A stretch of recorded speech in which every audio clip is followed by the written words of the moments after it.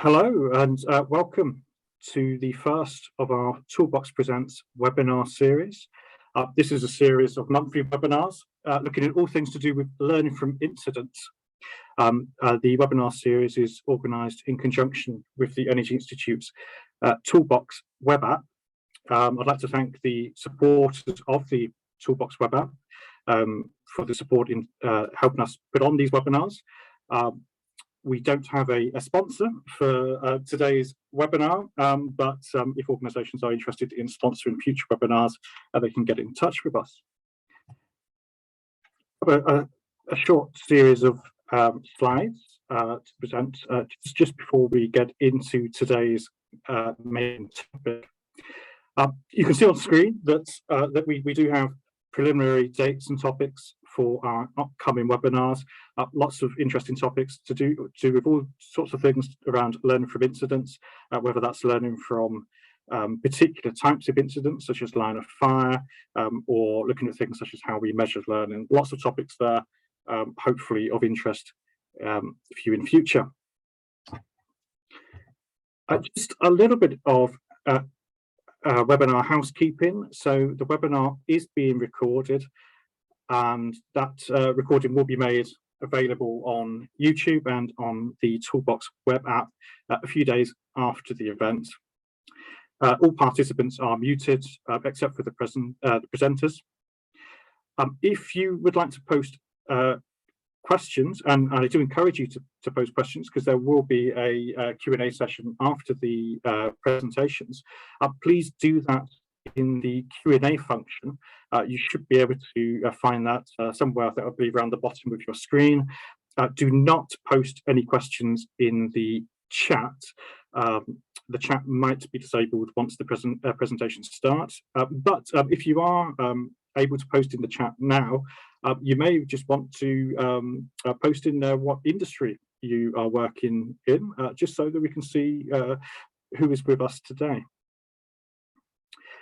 Following the survey, following the webinar, there will be a short survey. That link should come up once you close the webinar at the end. Please do take a few minutes just to fill in that survey, just so that we can get some feedback and improve the way we do these webinars in future. Just a few obligatory slides before we start today's proceedings. I'd like to give you just a few points about who the Energy Institute are. So who are we? We are a professional body. We operate for the global energy industry. We deliver good practice, knowledge, professionalism, expertise. We're all about bringing expertise together and helping industry work out what good practice is around all things to do with safety, environment, sustainability, and many other disciplines. Please do go to our publishing website. We have an extensive technical work program. We publish 30+ new documents each year on all sorts of topics, from human factors to process safety and asset integrity, and lots of other topics. We have about 600 or more resources available on our website. We have something like 20,000+ individual members who many of those gain their chartered statuses via the via the Energy Institute, whether they're chartered engineers or chartered energy managers, chartered environmentalists, and various others. We also provide a lot of training, both online training and classroom training, on lots of different topics around risk management, process safety, human factors, and various others. And if you're interested in becoming a member of the Energy Institute, then please do visit our website. That's energyinst.org, and there's lots of information on that website about not just membership, but around the other things I've talked about: training, good practice, and of course events. On to today's topic. So I'm very pleased that we have some distinguished speakers joining us today. So our topic is learning from other industries. How can we do this better? So our speakers today will be Lorraine Braben. Now, Lorraine is a chartered ergonomist, chartered engineer, HR professional, and a qualified trainer. Dr. Matthew Laurrow is a chartered psychologist. He's also one of the original developers of the Hearts and Minds Safety Culture Toolkit, and is a safety culture specialist. Dr. Victoria Murphy. Now, Vicky is a researcher at the Open University and a learning specialist. And I will be moderating the session. So I'm Stuart King, Good Practice Manager for Human Performance and Power Systems at the Energy Institute. So without further ado, I will hand over to Lorraine and Matthew for our first presentation today.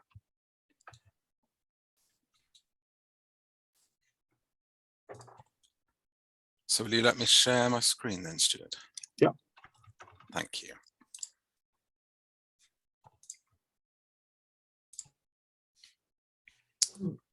Okay. Hi. Okay, well, thanks for the introduction, Stuart. So myself and Matthew are going to present our presentation about learning from other industries and what actually gets in the way of that learning. So as part of that, we'll have a look at the model around learning from incidents and relate it to a couple of high profile incidents, and then we're going to talk about some of our cognitive biases and how that can make an impact on how well or otherwise that we learn.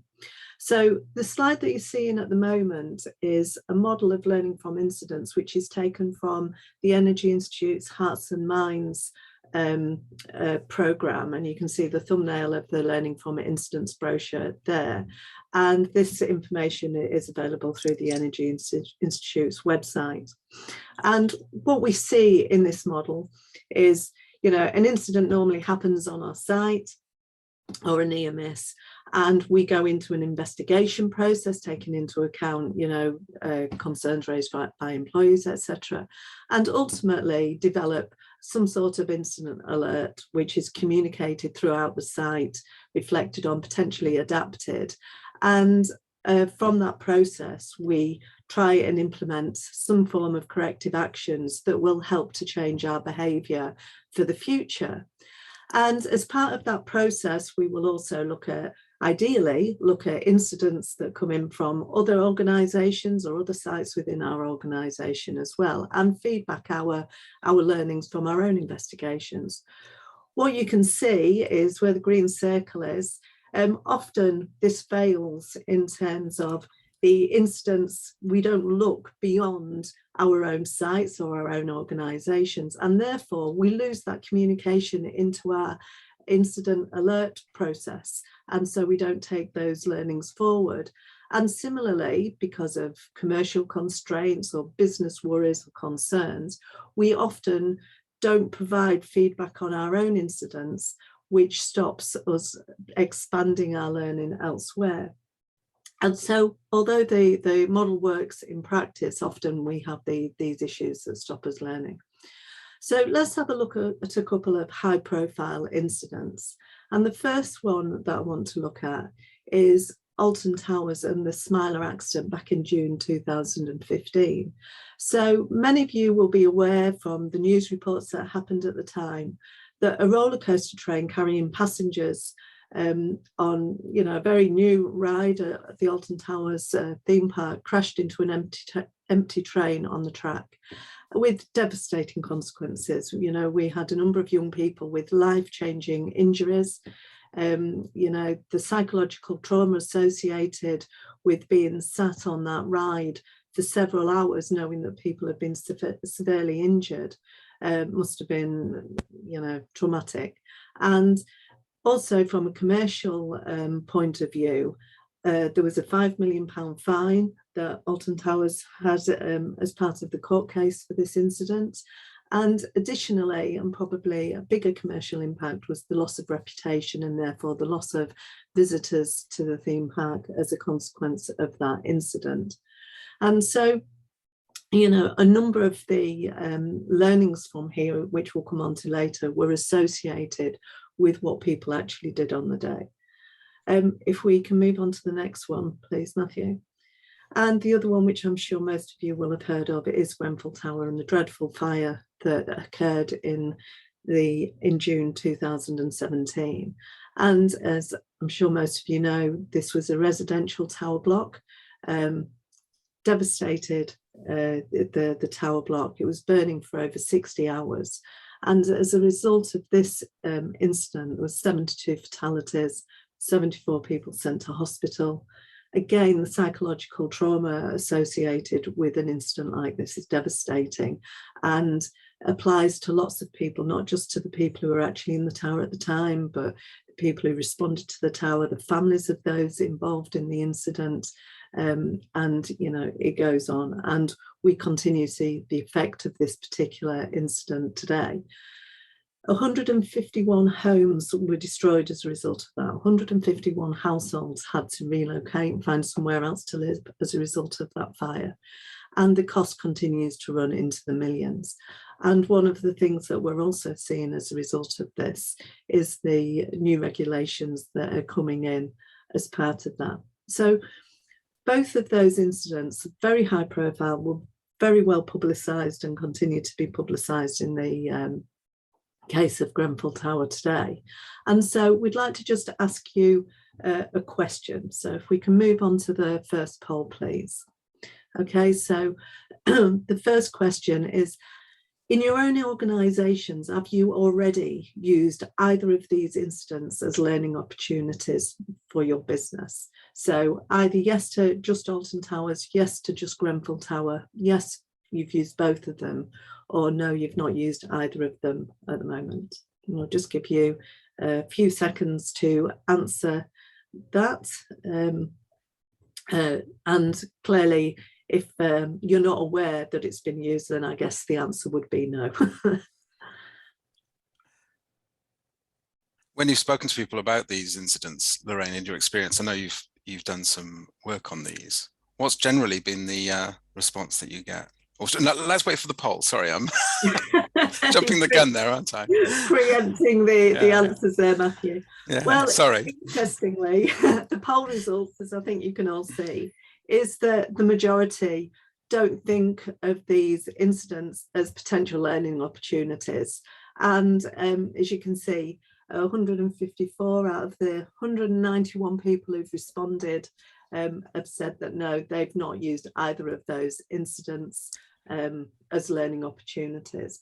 Interestingly, we can see that a few people have either used both of them or one or other of them. So what have we got there? About 20% of our respondents have actually used those incidents, which is great to see because there's lots of learnings from both of them. Okay, well, that's interesting. So Matthew will take over here to look at why we might not take those learnings. Thank you, Lorraine. So what might be getting in the way of us learning from incidents in other industries? And I remember Lorraine contacted me, I think it was the year before last now, with what I thought was a really, really good idea, which was, you know, maybe there's the fact that we have cognitive biases is something that gets in the way of, you know, companies in certain industries not learning from incidents in other industries. And so we were thinking, what might be going on here? What might be happening? So with, you know, Lorraine thought a factor might be cognitive bias. And, you know, as you may well know, these are talked about a lot. There's lots of, you know, websites, there's lots of talk, there's been a lot of you know, information put out there about cognitive biases over the last few years. And this diagram shows a codex of more than 180 biases.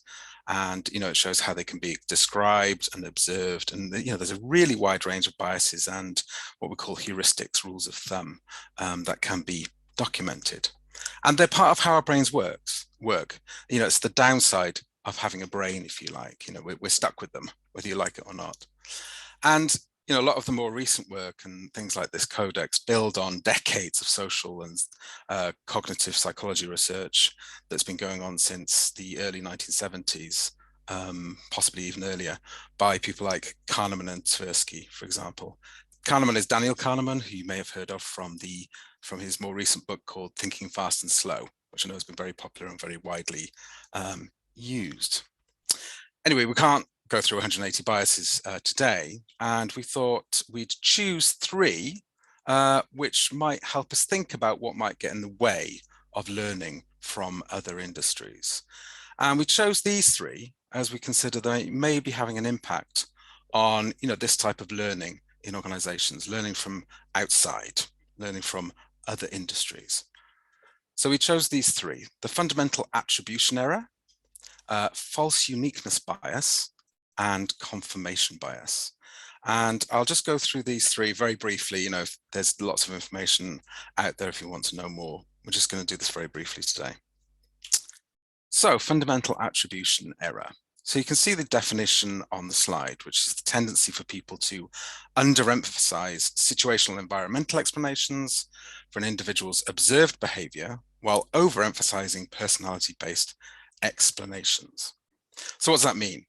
So it means that we see other people as bad actors or bad people when they do something that goes wrong, or they make a mistake, or they do something that, you know, annoys us, for example. But we explain our own poor performance when we do things like that in a different way. So we explain what we see in others in terms of the person, in terms of the individual who's done that thing, rather than the situation. So from that little image on the slide, you can see that, you know, if I'm late, then, you know, when somebody else is late and they say like, oh, sorry, I'm late, then you think, oh, they're careless, you know, they just don't care. They don't, you know, they think they're more important than I am, something like that. If we are late ourselves, so when you're late, then you think, well, you know, I'm late, but, you know, the council really needs to do something about the traffic. You know, it's not my fault that I was late. Something that often gets talked about with this attribution error is the way in driving behavior. So if somebody's driving in a way that we don't like, then we think of it, we think it's because of them as a person, for example. So we think they're selfish, they're an aggressive driver, maybe they're entitled, you know, because they're driving a Range Rover, that's why they're driving like that, rather than the situation that they're in. So, you know, they might need to get somewhere urgently. They simply weren't paying attention to, you know, other road users, or what, you know, what you were doing, where you were on the road. They forgot to look in a blind spot. The traffic was very busy. Maybe they're unfamiliar with the roads. So, you know, that's the nature of this fundamental attribution error. And it's been found to be universal. You know, it cuts across cultures. You know, it seems to be a global phenomenon. So does this mean that we don't see potential learning from incidents in other industries as relevant to ourselves? You know, maybe we question, well, what have we got to learn from them? We might think, you know, oh, it's a bad company. You know, they've just got poor performance. They don't have trained people. They don't value safety in the same way as we do. Or maybe it's like, you know, it's just a different industry. So, you know, they just don't value safety in that industry like we do in our industry. The next bias we wanted to look at was something called false uniqueness bias. And this is the definition here is the tendency to underestimate the extent to which others possess the same attributes or abilities as you. So what that means is, if you're good at something, you know, for example, baking cakes, or DIY, these are two things that I'm not good at all. You might think that only few other people are also good at that thing, which allows you to feel good about yourself. So it's the idea that, you know, all humans have a tendency, which is I'm special, I'm unique. And going back to the driving example, we tend to believe, you know, each of us tend to believe that we have above average ability. You know, we're a better driver than average, but we can't all be above the average in reality. So does this lead to us thinking that, you know, that incident that's happened that we could potentially learn from couldn't happen here because we're different, or better, or, you know, special in some way.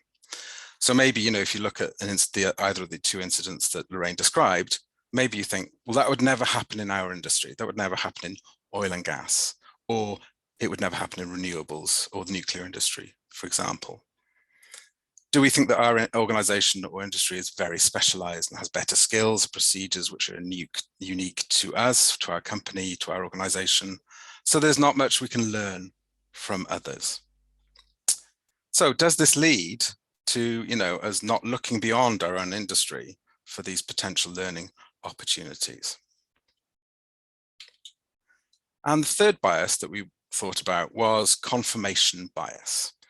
So this is probably one of the more familiar ones. It's talked about a lot, and this is the tendency to ignore information that contradicts our existing beliefs. So we look for information, facts, evidence that confirms what we already think. That's the data, that's the information that gets through our biases, get through our filters. And that's that green circle in the diagram. See, we tend to see the things that we agree with already. And, you know, we do this unconsciously. That's the nature of the bias. Also, we tend to ignore other information that contradicts our beliefs. We tend to discount that. And that may be the things in that blue space in the objective facts circle on the slide. But this may well include information outside of our own experience, from outside of our own company or organization or industry, that we could potentially learn from.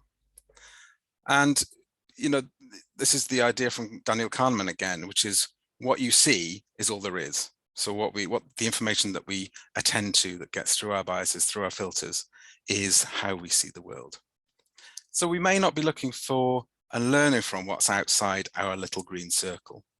And we may only be considering information from within our own bubble. These three biases may, along with other biases, be unseen barriers or things that we're not always aware of, barriers to us learning from these events in other industries. And to build on this, I'm going to hand back over to Lorraine for some examples of learning opportunities from those two incidents that she described earlier.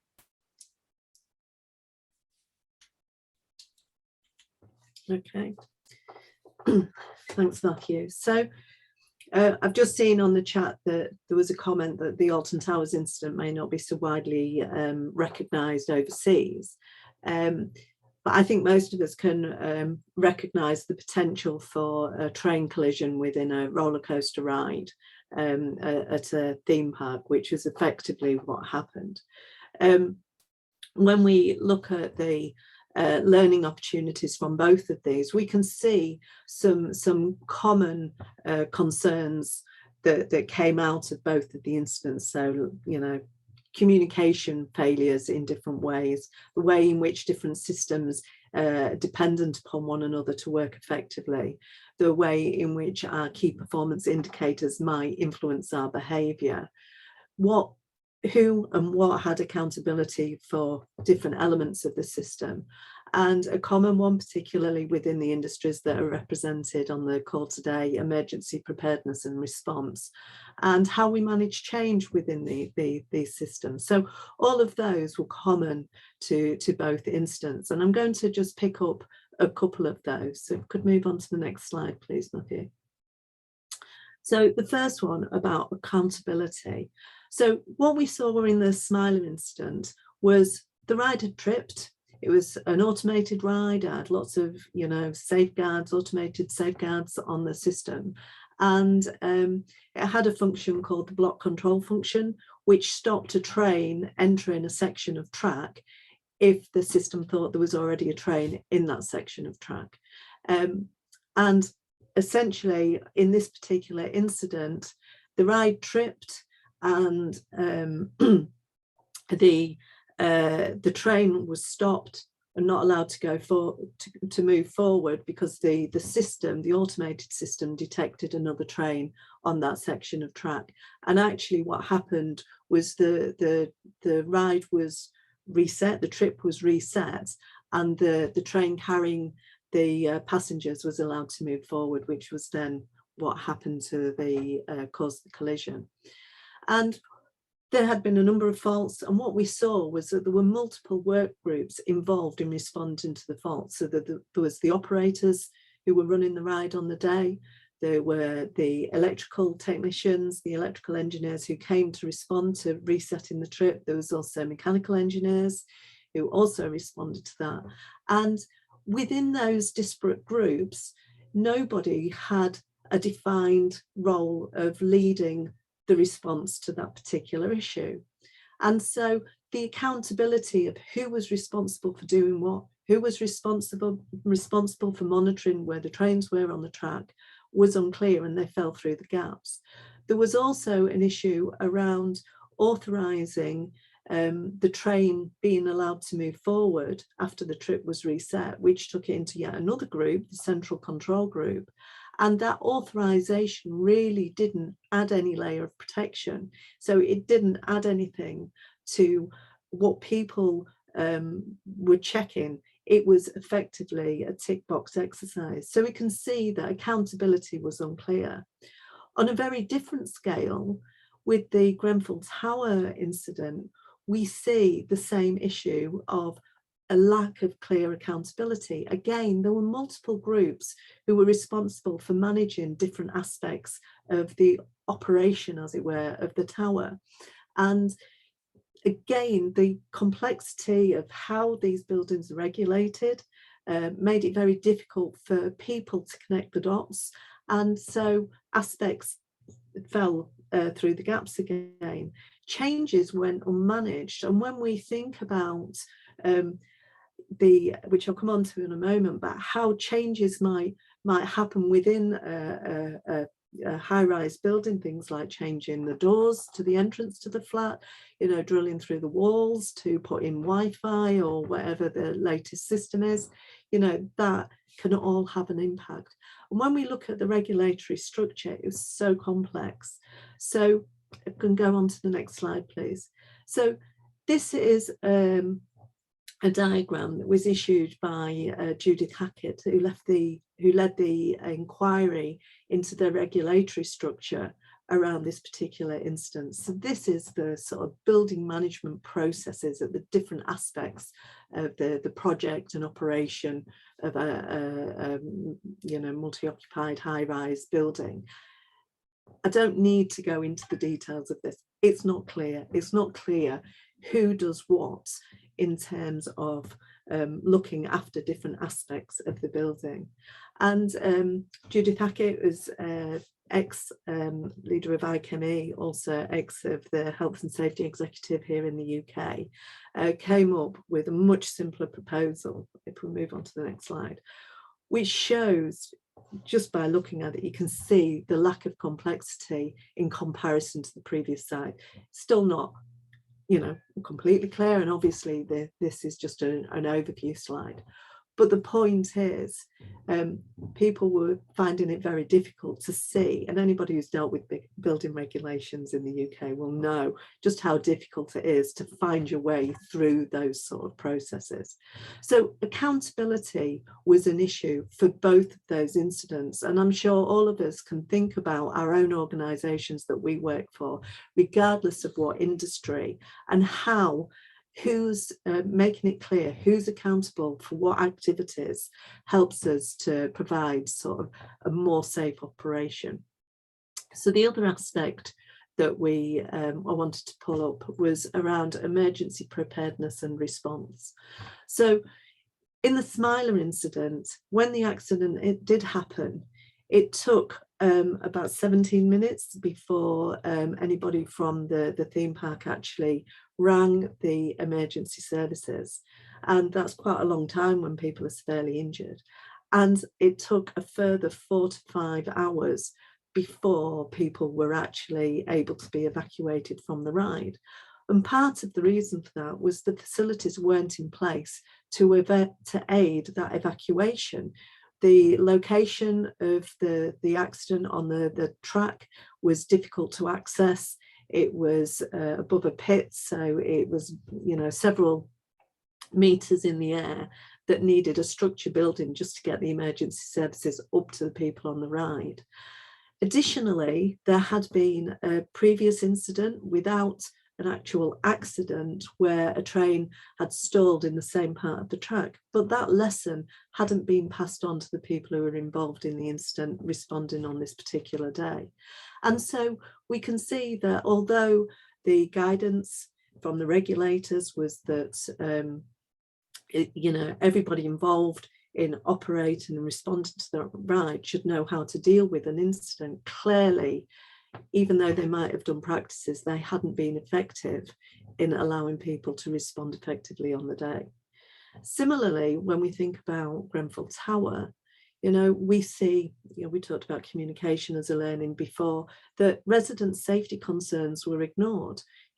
People were seen as being a problem. They were the bad actors in this particular incident, even though they'd got some really constructive comments to make, they weren't listened to. Again, there was no escape plans in place for the disabled residents in that particular tower, and safety equipment was left unrepaired and was not fit for purpose at the time at which the incident actually happened, which again sort of corresponds very neatly to the Smiler incident and the equipment that was required to evacuate the ride. So things like fire door hinges, the spring returns weren't working effectively, and so on. And changes had happened in terms of flats, so fire doors weren't effective.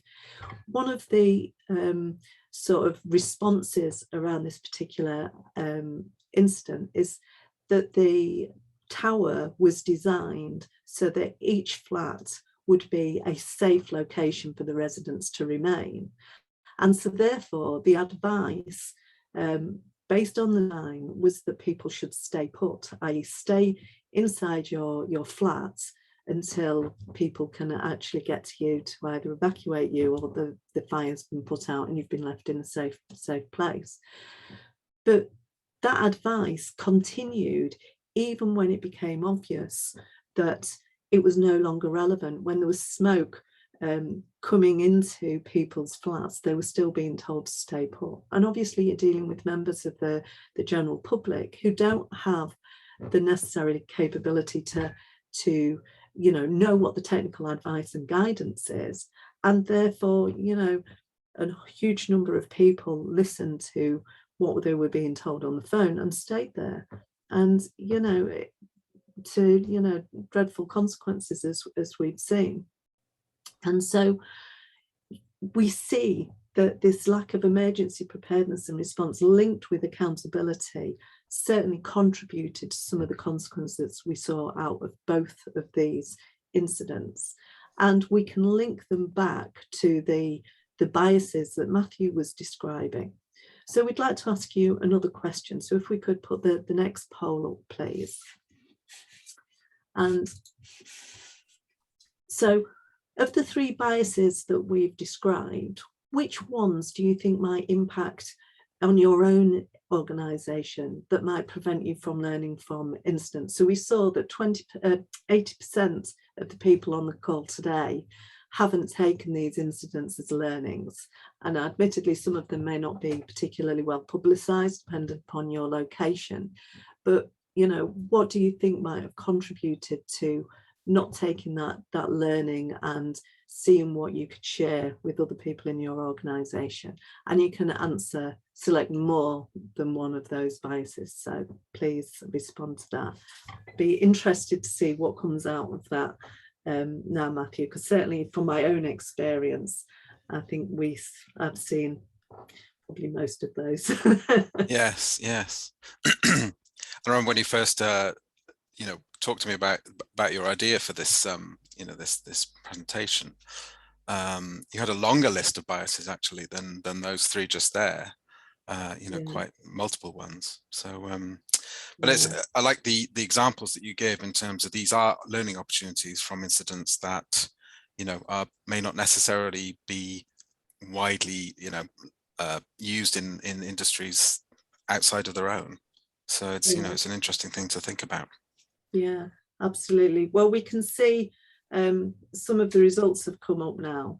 So I think we see less of the fundamental attribution error. So 49% of people, 89 out of our 183 respondents, but still nearly 50% of the respondents saying that, you know, we're subject to that idea. And certainly I've seen it myself, that people think, you know, it's the person or the organisation, rather than actually there are things that are common to all of us that we could learn from. Yeah. I'm surprised that the second one is the highest. Yeah, well, we've had this discussion before, I think. I mean, Right. I think that there's a lot of insularity across different industries. Okay. We look at our own industry as an opportunity for learning, potentially. And certainly, you know, the organisations with it tend to be industry led, and so not that surprised. And again, confirmation bias, I think, you know, is, as we would expect, still a significant response. So yes. Okay. Yes. Confirmation bias is just everywhere. Yeah. So when we were working on this, I found a quote saying Jeff Bezos said that the internet is a something like a confirmation bias machine or something. Yeah, I would agree. Anyway, that's possibly a little off topic, but okay. So if we close that poll, we'll just finish the presentation session of our bit anyway, and just think about what can we do about bias. So we are stuck with it. We all have these biases, and it's part of how our brains are set up and wired, if you want to use that sort of metaphor. So we have to first admit that it exists, but that's not enough. So what are the possible things we can do to counteract it?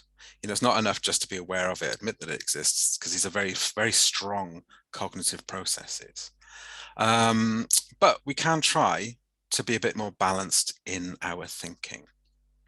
Now, in organizations, we have the option to build in steps into our processes that could help counteract the cognitive biases that may occur. And, this isn't a new idea.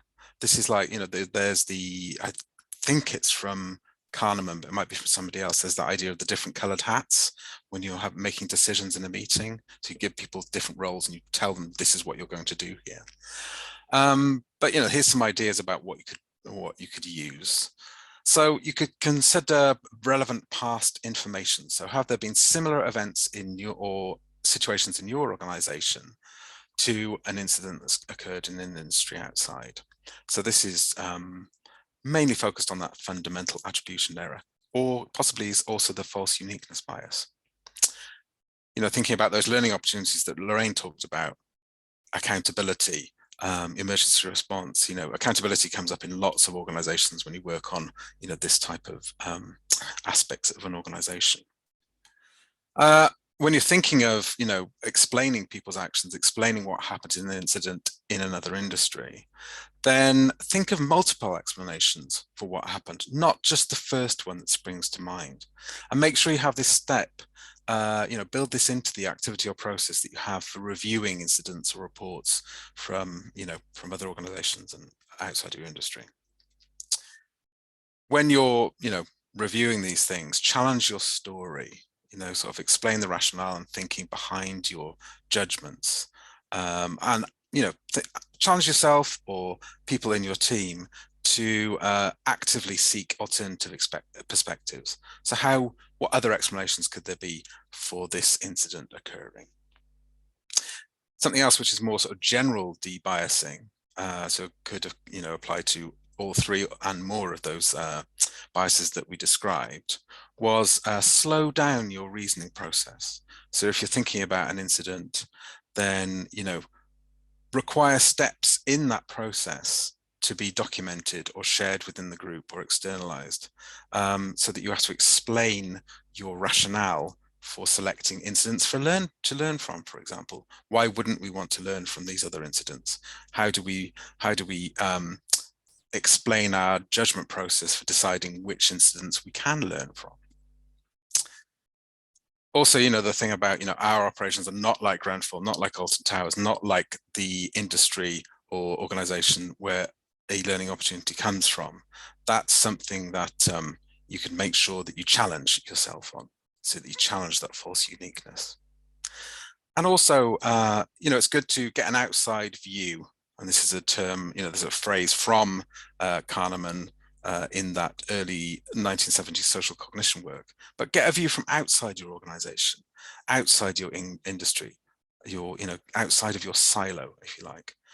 You may want to ask yourself, which incidents are other companies learning from? Are other companies in our industry learning from other incidents? And a more specific example of how to challenge your thinking is this set of questions, which I thought were a really good example of how you might challenge yourself in the moment of reading a report, for example.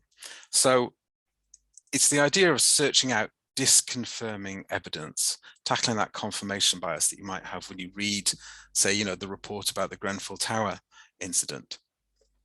Now, these questions listed on the slide are a way of challenging your thinking and reactions to reports or articles that you might read about incidents from other industries.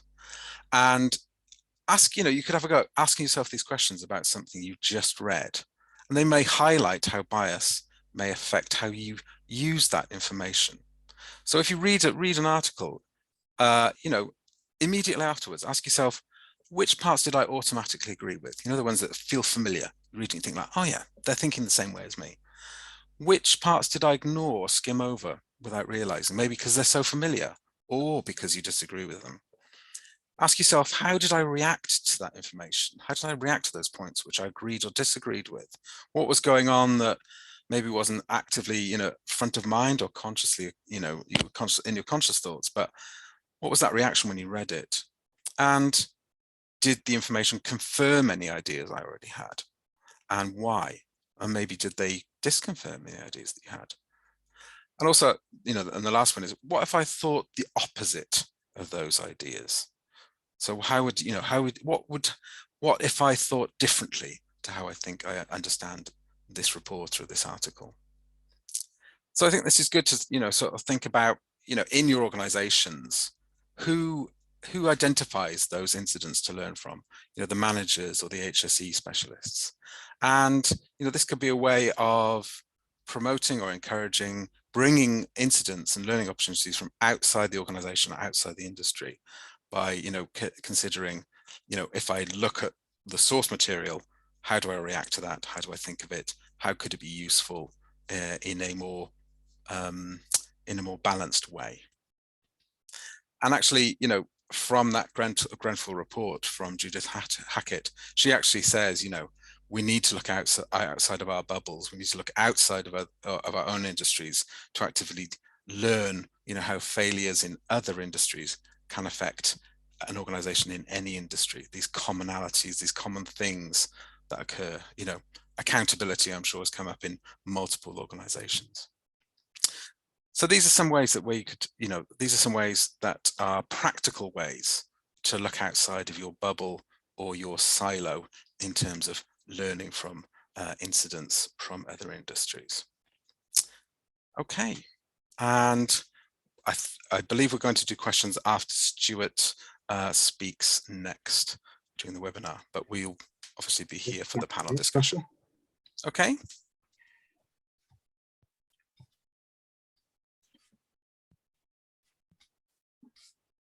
It's somewhere at the top, Matthew. Sorry.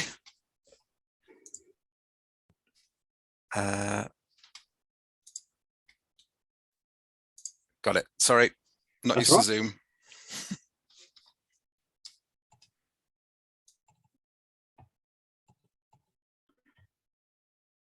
Right, so hopefully you can all see that. I'll start my video as well so you can see me. But, I don't want to see myself, so let's get rid of that. Right.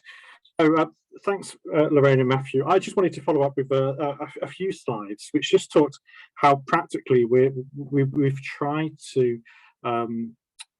help organisations learn outside of their industries, perhaps not as far out of their industries as something like Grenfell Tower or the Smiler incident, but certainly either within different areas of the broader energy sector, whether that's wind or oil and gas or elsewhere, but also looking outside to mining sector, construction industry as well. So over the last few years, we've been working on a project called Toolbox. It's a free-to-use web app, website toolbox.energyinst.org. Do go and have a look. We've currently got about 450 to 500 incidents on there, videos, one pages, available in lots of different languages. We focus on particularly on very high risk type incidents, so any really fatalities or major industrial process safety type incidents.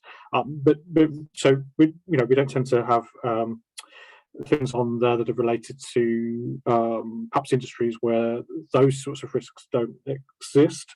But within that remit of potential fatalities or that type of incident, we're pretty, we try to be fairly agnostic to the industry sector.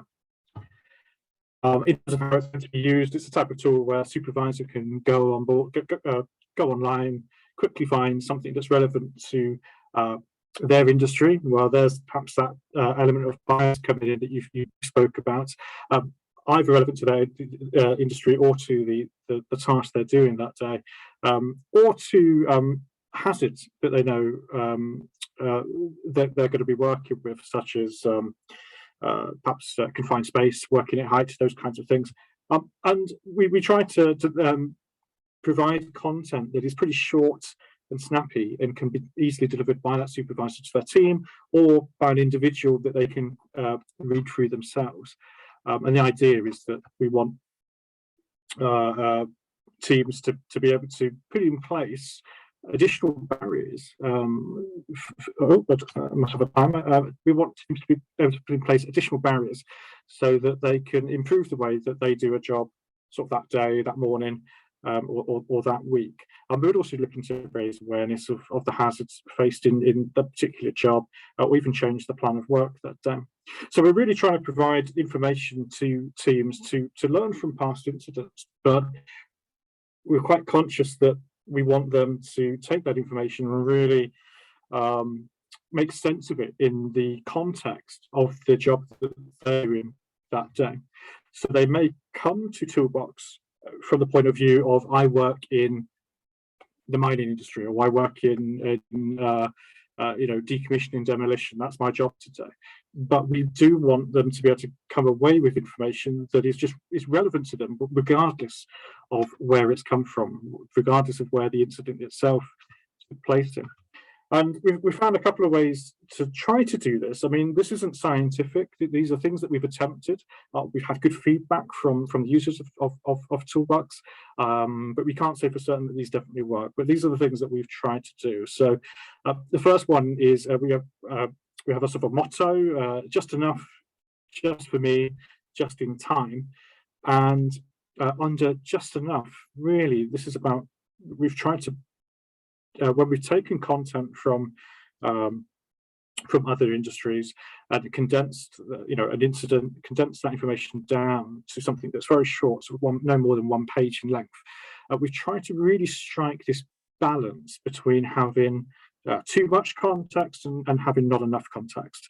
So it's partly to do with the level of information, but it's also to do with the amount of information that we have in, that we provide. So we found that it's helpful to give some context. What was the task that people were doing? What happened? What was the outcome? What sort of injury it was? What actions were taken? And we try to only include actions that are relevant to the audience, which in this case are frontline personnel. What risk controls and barriers, were put in place or weren't in place. What we try to avoid is jargon and specific terminology. Different industries, even different parts of, even different companies within the same industry will have different terminology potentially. We try to avoid that. Things like the location and the country, maybe even the industry. Does it matter that this happened on an offshore platform or an onshore platform? Does it matter whether it happened in construction or mining? Sometimes it does, but often it doesn't, and we don't tend to give too much information about exactly where it is took place. Doesn't matter whether it usually doesn't matter whether it happened to contractors or staff, so essentially we're trying to eliminate things from the type of information we give to people where they can look at that and say, oh well, that can't happen to me because I'm not a contractor, I'm a staff, I'm a member of staff, so that doesn't happen to me. So my takeaway, my advice to organizations would be to when you are taking content and you're trying to deliver it, because let's not forget, this isn't just about the organization itself taking, actively looking for information outside their industry.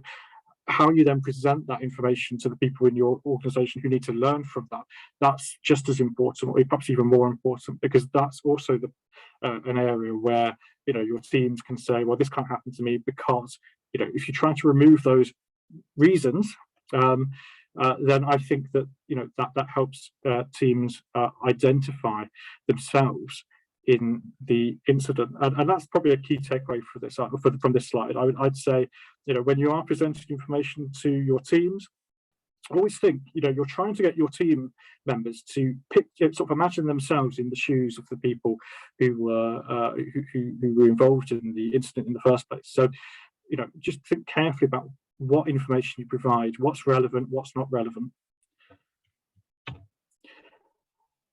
In terms of the just for me type approach, as I said, organizations can come to, individuals can come to Toolbox and say, oh, I want information that's relevant to me. I work in mining, I work in wind power. We try to, and that's fine. We sort of want people to do that because that's how they ensure they get information that's relevant to them. But then in terms of the information that they get given once they've got into that wind power, icon, or the construction icon, they're not, the information they get, the incidents aren't only those that took place in that sector. So we in Toolbox, we use the we call it work activities, the sort of sector people work in, really as the door to get people in. But then the information we provide to them are things that are of cross relevance. So you'll find things like working at height, incidents in quite a lot of these different categories, regardless of whether they took took place in an offshore wind platform or a construction site.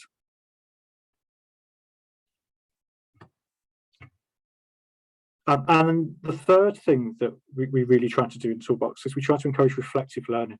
And this really, it can be summed up, reading something is not learning. So we don't want people to take content from Toolbox, read it and do nothing with that. That isn't learning. Adults learn through reflective learning. And that's something that's come out of a number of PhDs that we funded. The work that Victoria Murphy has done as well, really touched upon this as well.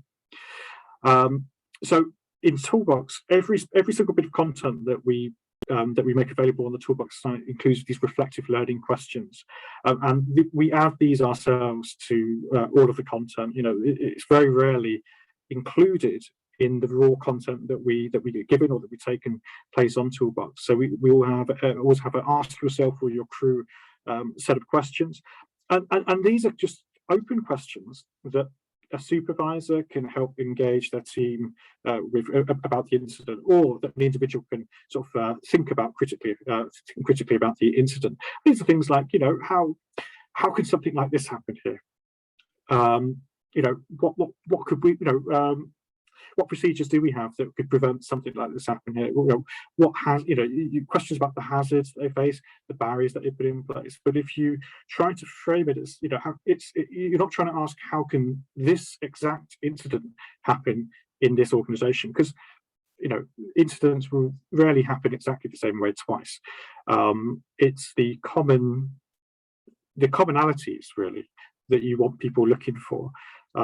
So that's partly in the content you present to them, but also the questions that you try to get them to ask about that content. So those are just a few sort of practical ways that we've tried to help particularly frontline people, take content that perhaps hasn't come from the industry that they, or the exact industry they work in, but still find meaning in that. So what I'd like to do is, if I stop sharing, and we'll come to a Q&A session now. Now, we will keep the Q&A going up until past the hour, but if people need to drop off before then please do so. But if you're interested, then please stay. We've got a lot of questions in the chat. I'd like to bring Matthew, Lorraine, and Victoria back. If you can turn your cameras on, and Vicky, are you there? That's hello. Hi everyone. Yes, I am here and ready to answer some of these great questions that have been coming in.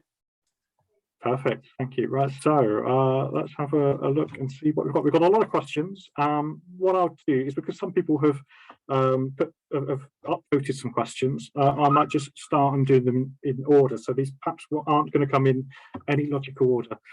So I guess the first question from Lorraine and Matthew, both of the incidents that you talked about are from the UK.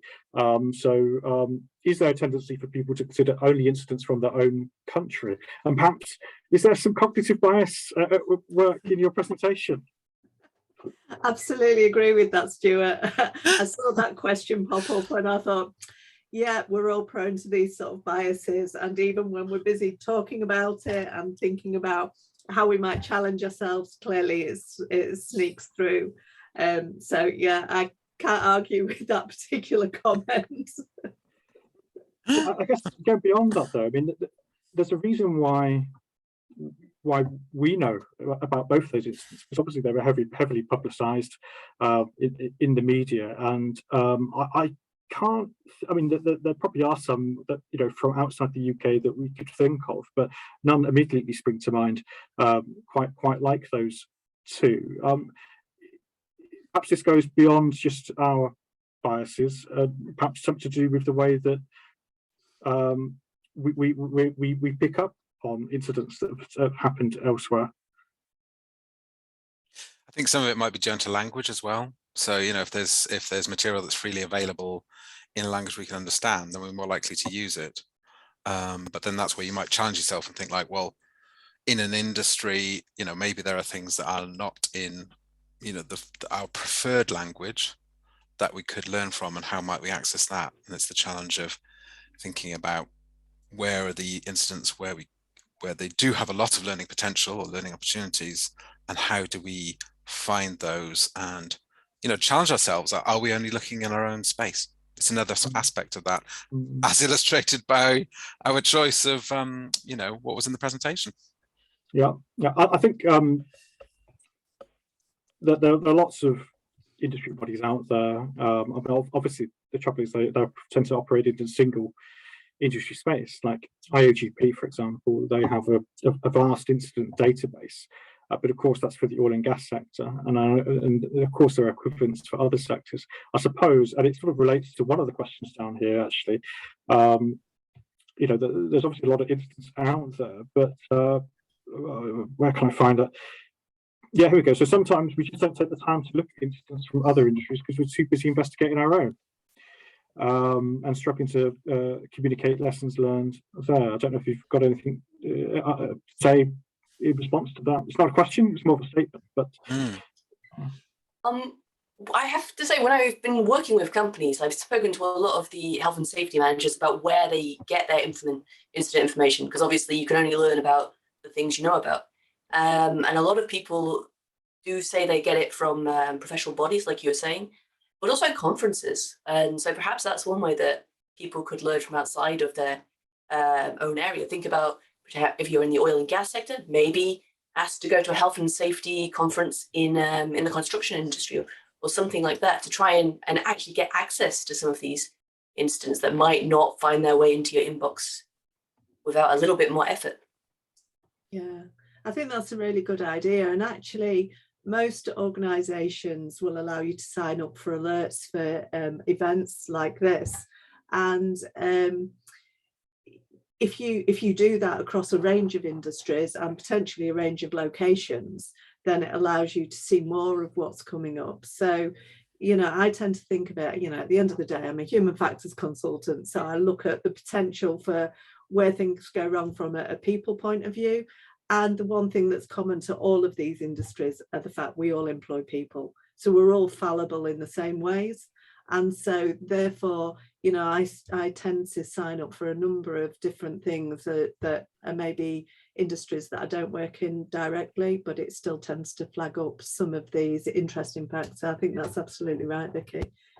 Yeah, LinkedIn is actually a great resource for this. I mean, how many people have we got who have come along to an Energy Institute event today for free that aren't in the energy sector? Absolutely.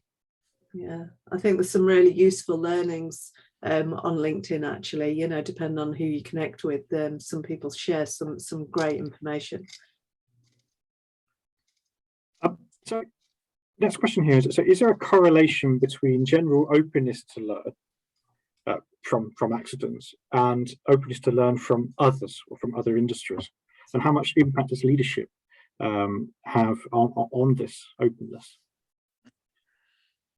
I guess I'll take that one at first. But I think when it comes to, as the learning specialist, but when it comes to learning in general and learning from other people's incidents, exactly the same. Like the idea of being open to changing yourself and being motivated to change yourself. I think we have the word correlation. I don't know of any scientific studies that looked at it, but I'm like in general, motivation to learn is a factor that goes across all these, but it's much more difficult to learn from other people's incidents, from all the reasons Lorraine and Matthew have been talking about today. Your brain is just set up to put those extra barriers in terms of seeing the relevance and how you could learn from something. In terms of leadership as well, I think huge impact. I mean, we've got a Toolbox webinar on it a little bit later, right, Stuart? But if you don't have leadership who are supportive, who are saying this is really important, I mean, maybe Matthew wants to say something on safety culture after this, but then well, I was going to say, Vicky, yeah, what doesn't leadership have an impact on in an organization? So I think, yes, in terms of correlation, I don't know. I haven't done that research. I don't know if anyone else has, but definitely they will have an impact by what they prioritize, what they pay attention to, all of those things that are well documented in you know, multiple studies out there in terms of how the leaders in an organization affect the culture, and learning from incidents is part of the culture in that organization. Yeah. Does being an open organization, you know, willing to learn, does that automatically make you good at learning from other industries? I think it comes back to what was being talked about earlier about being aware of those other sources of information, you know, across different industries. I think if you're open to learning, it's a good start, and you know, clearly leadership and the culture is part and parcel of that. I think it's that idea of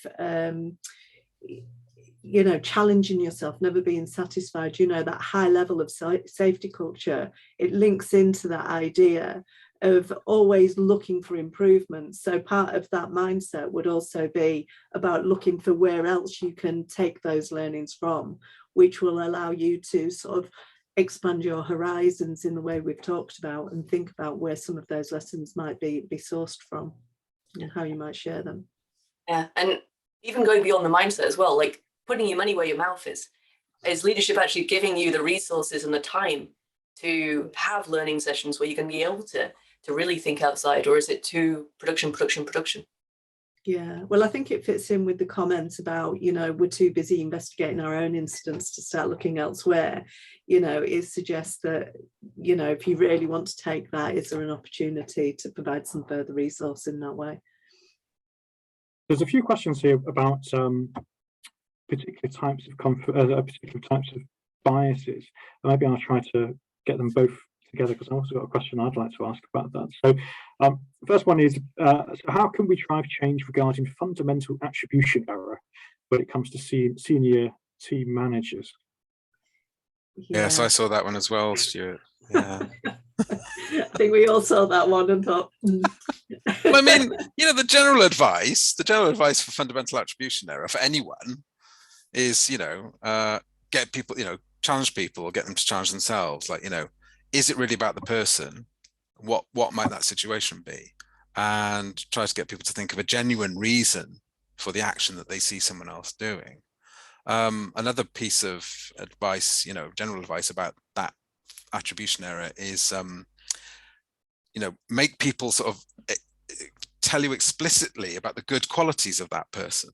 Or, in this context, maybe that company, that organization. So, we might think of Alton Towers and say, what are the good qualities about that organization? I'm sure, Lorraine, you know what they do well, what they managed, So it's not just about, oh, well, it's just that industry. They just don't value safety. They just don't do as well as us, do things as well as us. But, how do you change that thinking and sort of force people to generate an alternative point of view to sort of make them, sort of counteract that bias?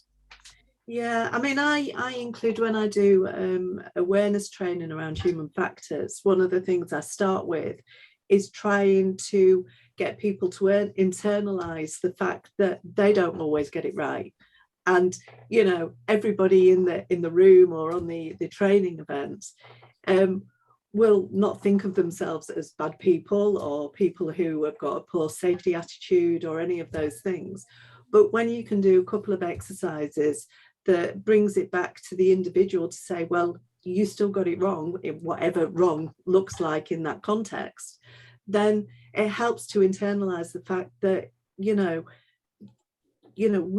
we are set up in the way that we are as human beings, and therefore it helps us to link that to things like fundamental attribution error. So I think, in answer to the question, for me, one of the things I would always encourage is some sort of training around that at a senior level, to get people aware of these type of biases, aware of the fact that, we are prone to make these snap judgments, and therefore as senior leaders, we should, as you say, as Matthew said on the presentation, just being aware of it isn't enough. But then we can build on that awareness to start to put things into our organisational systems to challenge that thinking. This might also be a good time for a little bit of a plug, Stuart, for the upcoming, expansion. It's not Hearts and Minds, but it's been done in collaboration with Tripod, which is going to be a set of tools specifically for leadership engaging in learning from incidents. And one of the things that's included in that set of tools, which will be available from the EI soon, is something called a Better Insights Workshop. So it's kind of one way of doing exactly what Lorraine and Matthew were promoting in their presentation, of slowing down the thinking.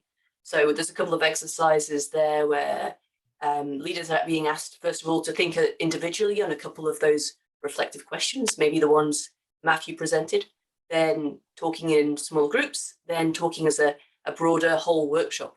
Just ways to slow down the thinking and give chances for people to challenge each other in kind of a respectful way. Yeah. I think given that structure and process is what's, that's the thing you can provide within an organization. It's difficult in a public context, or in a sort of people looking at the internet idea. I saw a question about how can we address bias in society, but in terms of an organization, you can provide that sort of workshop or meeting or structure that Vicky's described, which I think is, that's the option you have in an organization to do that. Thanks, Vicky. And that'll be the focus probably of our April webinar, for those who are interested in finding more about that leadership.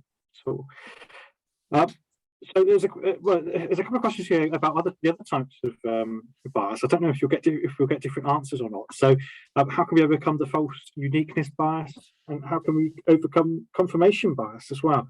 And actually, I would have thrown a question there about confirmation bias, and actually, could we use confirmation bias to our advantage?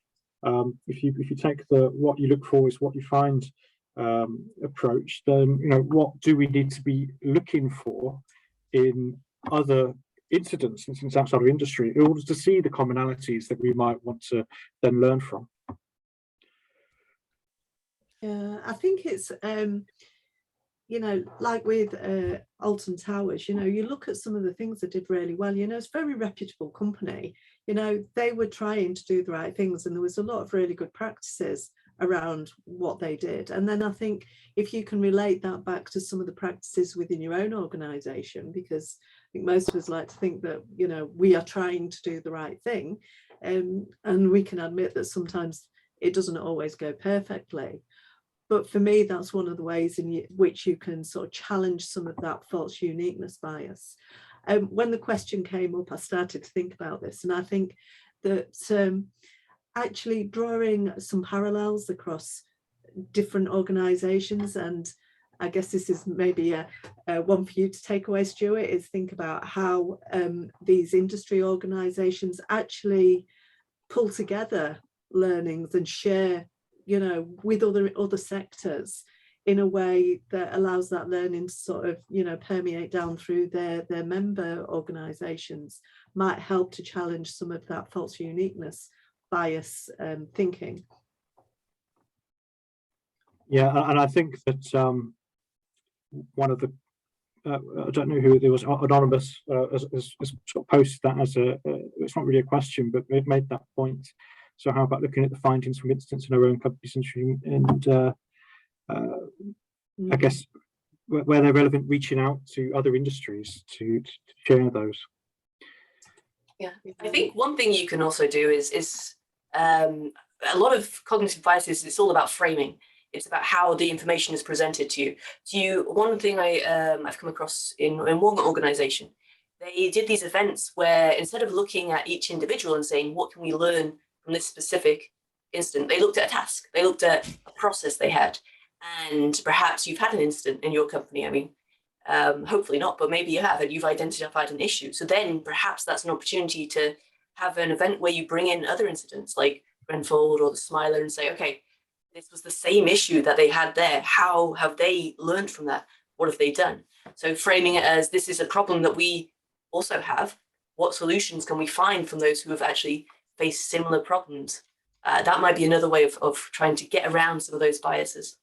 Yeah, I think that's very true. I mean, I do quite a lot of safety critical task analysis, and one of the things that I find when you're facilitating those type of analyses is to challenge people's thinking.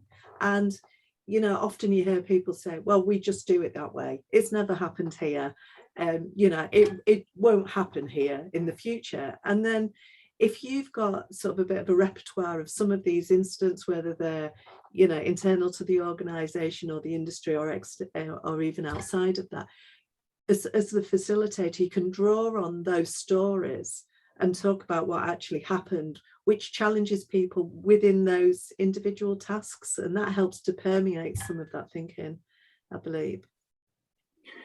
What is an individual or team's capacity to learn, and in brackets reflectively learn? So the person asks, so we triage 60 plus incident alerts per month, and that's from, I guess, from their sector alone, plus a few other industries. So how many can be effectively pushed out without overwhelming people? About 60. This was actually one of something that came up in my research that I've done, because I've looked at how information flows, and I spoke to people on the front line about, you know, how are you finding them?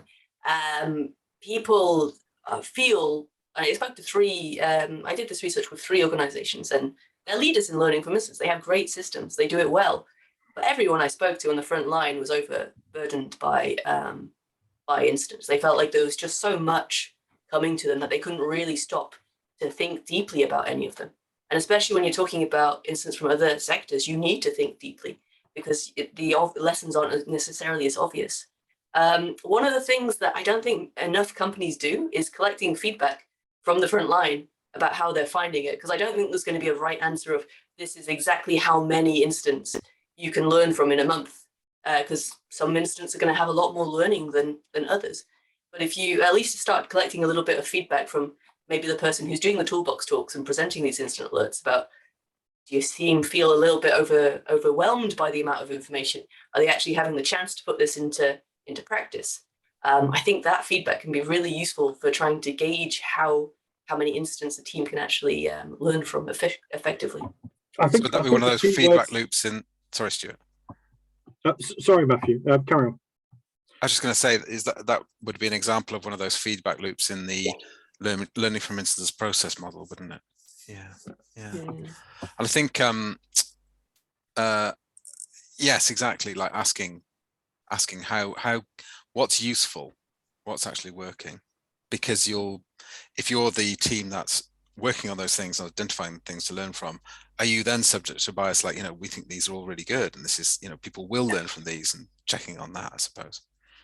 I think the key phrase in that question is how many can be effectively pushed out without overwhelming people, and I think that harks back to the original research behind the learning from incidents model that you just mentioned, Matthew, which is where the whole idea of reflective learning really sort of came in vogue as part of that research, and that research found that most organisations were literally just pushing these things out. They were taking these sort of 1-page, 2-page incident alerts and pretty much emailing them to everyone who they thought could learn from it, regardless of actually how relevant the incidents were to those individuals. And people just found that they got way too many to read, and also reading was the only thing they could do with them, because they didn't really have these sort of these reflective workshop type approaches. With Toolbox, we called it Toolbox for a reason, because we sort of see the Toolbox talk type environment being perhaps one of the key ways in which this type of learning can be perhaps not pushed out, but discussed with a supervisor and their team, and clearly there's only so many of those that you can do. And I think, Vicky, I think you've probably had some thoughts on this, where a reflective learning type workshop, a full reflective learning workshop where you might take a good chunk of time to focus on a single instance, not something you're going to do every day or even every week, but something you're going to do, I don't know, a few times a year, with perhaps some smaller sort of type things as part of normal Toolbox talks. Yeah, absolutely. Learning, it takes time if you're going to do it well. And if you're trying to just fit in as much learning as possible by sending out these reports, actually, the whole point, the cognitive biases that we have them is so that we can make quick decisions about information and what's relevant to us and what's not. So if you just keep pushing out incident alerts and saying, learn from this, you're just going to be activating those cognitive biases far more. And people are going to be going, well, this one's irrelevant. I don't have time to look at this one, but it's probably irrelevant as well. Yeah. I mean, what I have seen is that if there's a spate of incidents, then you tend to see that the safety department, or whatever it might be called, will push out a bit of a themed alert, or potentially do some sort of presentation or workshop. So I can certainly remember attending safety moments around things like hand injuries or slips, trips and falls. They often tend to be the sort of thing that I've seen, but although a lot of those weren't particularly relevant to me in my job, which comes back to what you were saying about it gets sent out to everybody, the approach of actually pulling a themed session together where you can, especially when you're talking about where sort of people's actions have gone wrong, is actually ideal, where you could pull in incidents from other industries or other locations to show that it's not just about that site. But again, it links back to what was talked about earlier about the amount of resource for somebody to actually create that session, because for it to be effective, it needs time to develop it. And totally appreciate that people can be overwhelmed by the amount of information that comes through and not have the resource to actually pull that together effectively.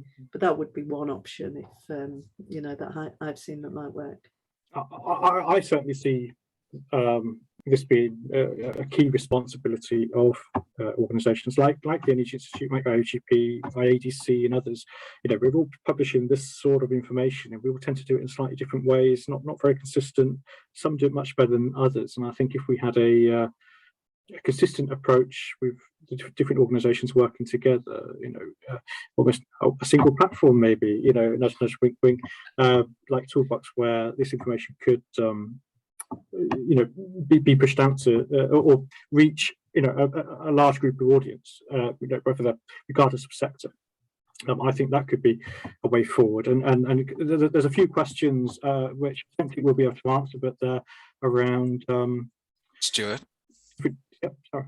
Yeah, I was just gonna say, there's a point that's been made about that I think relates to that, and it's really important to bring up, which is the one about cross-industry lesson learning Yep. is significantly impeded by corporate drivers to protect reputation and shareholder trust. And I remember, that comes up a lot in learning, and also, when you work with companies in this space on learning or on culture, they typically want to keep that within their organizational boundaries for lots of different reasons. I think that's a really important point. And then what from Toolbox, it anonymizes those things, doesn't it, so that they can be shared. Is that correct? Yeah, yes, that's right. And you read my mind, actually, because there were a few questions about that, whether through lack of industries not sharing all their results or the reputational damage. And I think sharing anonymously is the way to go. And Toolbox, there was a whole. There are a bunch of companies behind Toolbox who've really supported us to develop it. It couldn't have happened without their support, and a big part of that support was getting their legal teams to agree that they would actually share information on the platform. So actually, before we even started the project, there was a whole bunch of sort of contract work where we had to word that very carefully about confidentiality and how we were going to ensure that the incidents are anonymized. And we do that, and so that process of anonymizing, I find works not just well for the context piece that I talked about earlier, but if you give too much context, that happened in Shell or Total, that can't happen to me because we're a different company. If you make them anonymous, then you're part way there to helping the audience identify with that incident. But it also helps with the legal side of things, because industries will be more willing, hopefully, to share their incidents. So the questions are really coming in sort of fast. So I'm going to have to prioritize some of them. Many more episodes in this webinar series, really, isn't it? Well, that's it. We've got 11 more to go, 11 months to go. So but let's have a look. So there were actually, I did see a number of questions. Actually, there was a whole conversation going on in the Q&A chat about root cause analysis. It started off someone asking what types of root cause analysis tools are there. I'll answer that very quickly. There are loads. There are, we produced a report maybe 10 years ago, and it had about 28 different types of accident investigation methodologies. But you've got things like Tripod, which is through the EI, but you've got things as simple as 5Y, fault tree analysis, all that sort of stuff. But then the conversation then turned to, or maybe is that part of the problem? So I'm just trying to find that question. The question was something like, is part of the problem that we tend to focus on the root causes?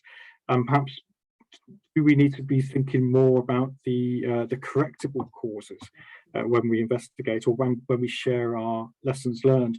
And Matthew, Lorraine, going back to when you produced your presentation, you clearly looked at some certain areas of commonality between Alton Towers and the Grenfell Tower incident. Where did those commonalities come from? Because you had a framework, you had communications, you had KPIs, accountability, management change, and a few others. Is that a framework that you created and could apply to any incident, or was that just some examples of the commonalities that you found? To be fair, Stuart, it's just some of the examples of the commonalities that we saw when we looked at the incident. So it's about trying to draw some parallels between two very different incidents in terms of the industry sectors that they occurred in, and actually show that there were links across this that could then still be relevant to that. So it wasn't part of any structured approach. But, the question's valid. It could be at some point in the future if we chose to do some more work on that, I think. But I think for me, when we're looking at the idea of human error, in its broadest sense, and that's not being denigrating the people involved, it's the issue that, something's gone wrong in the system somewhere, then when you look at things like the HSE website around human factors, they've got a really wide set of topics that they consider as contributing to events and to the potential human failure, shall we say. And that could be the form of or the basis of some sort of question about, you know, what are the commonalities between incidents that might be relevant to ourselves. Elimination of fatalities involves cultural analysis. Do you agree? I think, Matthew, this one's probably for you. Of course, I would say yes. But I think that's the investigation of fatalities is not, you know, I think cultural analysis is a part of that, but, you know, the incident investigation, there are other methods and tools like you've described, which you would go to first, obviously, to understand the reasons and the root causes, correctable causes behind that incident. But yes, cultural analysis is part of it. Very much. Will we get the presentation? Well, to answer that, I'll just say the webinar video will be made available.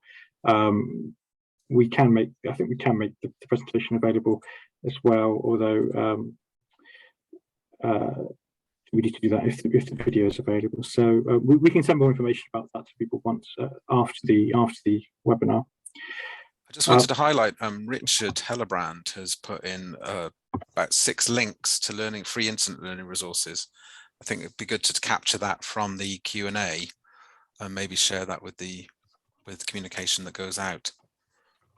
Yeah. Oh, perfect. There are actually a few other links that have been included on that Q&A, which I think is great that people are sharing it. It sort of reinforces what we were saying before about, you know, getting access onto these links and people start to talk and share that information, which is really useful. So we're only really a couple of minutes before we have to close, and there's lots of questions coming in. I'm not sure if we're going to be able to answer any of this. If there's one more question that I can find, see if there's a tasty question. Not too tasty if it's only 2 minutes. Yeah. Yeah, well, that's it. Yeah. Well, let's have a look. There's one at the top that's been upvoted a few times. So learning is an act of the PDCA cycle, but many organizations are culturally biased, driven by metrics to focus on plan, do, act, etc., etc. Maybe check that the act part is poorly planned and resourced. So I guess, yeah, so I'm not sure exactly what the question is, if there's a question there, or if it's more statement, but is the act part of learning, for instance, the bit where we're really failing? I mean, there's been studies actually that have looked at what some of the barriers are, what's stopping those effective learning, and it does tend to seem like there's really good documentation and planning for how to get people to report incidents, for how to conduct a great investigation, and some organizations are really succeeding at developing wonderful incident alerts. Maybe they're using Toolbox to get, you know, nicely formatted alerts with reflective questions.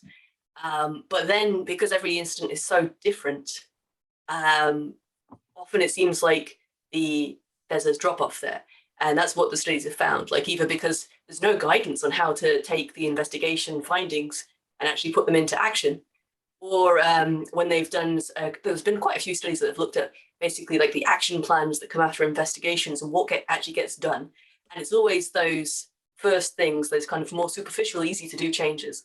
And then things like we were talking about, the cultural analysis, they just kind of get pushed back and then something else happens. So you never actually get to the root causes. So I agree. It's definitely the harder thing. And I think it's very much because of the system that it's in. It's not necessarily as easy because there's no recipe book, so to speak, about how to put actions into recommendations into actions, and it's not necessarily as well resourced because every time you have an incident, the amount of resources and planning is going to be different. So it's the trickiest bit for sure. Yeah, and it's like it relates to that process model that Lorraine showed on the first slide. When I've shown people that in training and working with organizations, they always say like, oh yeah, at the later stages, which is where all those activities that you described, Vicky, you know, obviously, you know where they are in that process model, which is over towards the right. And people always say like, oh, you know, that's where the activity drops off. That's where there's less resource. We devote less time to that. And it's like, is it because it's more difficult? Is it because it's the benefit of it is less tangible? Who knows? But yeah, that typically doesn't happen as much. I think the number of actions is a big part. I remember a story. So it's from the rail sector. A group of people sitting around. They were going through the actions from a previous incident or previous set of incidents, making sure they were all ticked off. The action, I think this was from an incident that happened maybe a year and a half earlier, where a train hit perhaps a piece of tree or branch that was, you know, sticking on the side onto the track. Oh, did that happen? Oh, I think it did. You know, it was basically the action was to cut back a bush a year and a half ago, and you know, they're looking at that, trying to tick that off a year later. Of course, the bush has grown back since then. So, you know, I think there is a tendency to focus on the wrong things, you know, superficial things, rather than, as you say, really look at whether you call those root causes or corrective causes or whatever we want to call them, but the real things. And maybe that's an answer to one of the early questions about if you've got 60 plus incidents that you're trying to learn from, perhaps rather than prioritizing the incident, maybe you should be prioritizing the actions from those and really trying to just take the best actions on board. Yeah. Wasn't there a way of... Sorry. I was just going to say, the other thing is, are the corrective actions going to be effective against the particular failure modes that you're seeing? You know, so often when you look at things that come down to people doing the wrong thing, you know, it tends to come down to, well, we'll rewrite the procedure, we'll retrain them, and they'll go through a disciplinary type of approach. And actually, dependent upon the error mode, then some of that could be completely ineffective. So even if they do complete the actions, then it's not going to change anything, because it won't stop the incident from happening again, or that particular behaviour from happening again. Right. Well, thank you very much. I'm going to have to stop the conversation. I could talk about this all day, but we are over time now. So I'd just like to say thank you to everyone who posted questions. I'm sorry we couldn't get around all of them. We've been slightly overwhelmed by the number of questions, but thank you very much for watching. Thank you to Lorraine, Matthew and Victoria. Absolutely wonderful to have you speak today. And for those who are still with us, the video of the event should be live a few days after, you know, perhaps in a few days' time. And we will send a notification will go around to everyone who joined when that and perhaps the presentation is available as well. So thank you very much, and I look forward to seeing, so hopefully some of you joining us on our future webinar. We do have a webinar coming up on February the 18th, where we will actually be talking about the Toolbox app in a lot more detail. So thank you. Thank you. Thank you, everyone. Bye. Thank you.